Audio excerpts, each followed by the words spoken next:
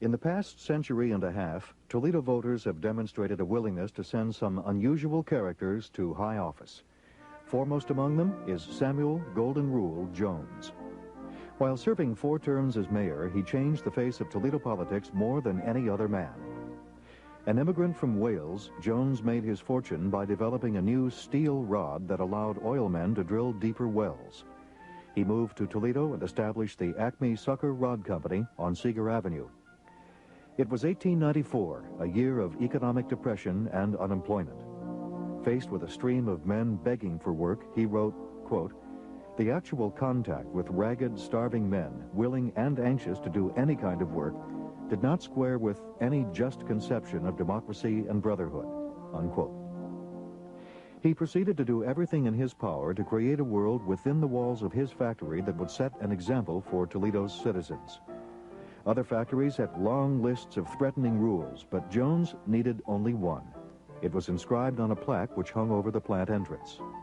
The rule that governs this factory: "Therefore, whatsoever ye would that men should do unto you, do ye even so unto them." He personally practiced the rule with programs for his employees that were far ahead of their time: a living wage, an 8-hour workday, paid vacations, company insurance plans, and profit sharing. He built a park, a playground, and a workers' hall near his factory. He even recruited factory workers for a Golden Rule band and a singing group. Golden Rule Jones was soon admired and respected throughout Toledo. In 1897, the Republican Party was badly split on a nominee for mayor. When they finally turned to Jones as a compromise candidate, he easily won the election. But Jones could not abide by the patronage system and refused to fire good workers in order to fill City Hall jobs with party members. He won 3 more elections as an independent, even though he was vigorously opposed by both parties, the clergy, and every newspaper in town. His radical policies, such as repealing Sunday blue laws and his defense of the rights of prostitutes, drunkards, gamblers, and petty criminals, whom he called the victims of society, hardly made him popular among the Toledo establishment. Nor did his attempts to bring all industries under public ownership, his encouragement of unions, and his conviction to improve the rights and living conditions of the poor. Jones brought many lasting and admirable improvements to the city and constantly promoted good health, exercise, and wholesome recreation.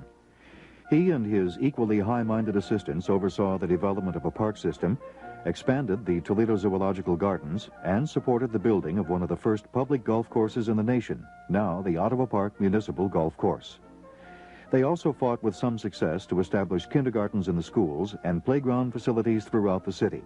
Their first and last priority always to improve the standard of living for all Toledoans.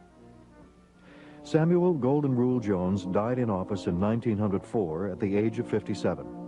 Some 50,000 people filed past his open casket. Pickpockets and prostitutes, factory workers, businessmen, and politicians all came to pay tribute to a man who changed significantly the politics and appearance of Toledo, and most importantly, created respect and a sense of self-worth among its citizens. The presentation of Toledo stories is made possible in part by Key Bank, celebrating the strength of our region's history and supporting the promise of its future. Key Bank, achieve anything.